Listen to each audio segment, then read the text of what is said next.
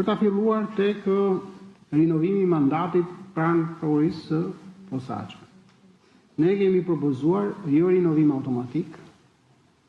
të mandatit, që do të thotë që në përfundim të afatit 9 vjeçar, prokurori i prokurorisë të posaçme të mos riemërohet automatikisht pa garë.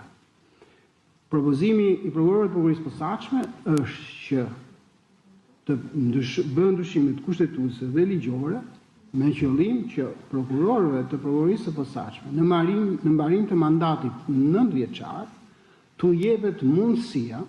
për të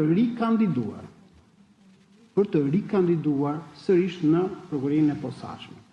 që do thotë të rikandidojë së bashku me prokuror të jurisdiksionit të përgjithshëm, të cilët duan të bëhen pjesë e SPA. Në këtë mënyrë ne vlerësojmë se realizohet edhe rinovimi i kolektivit në SPA, por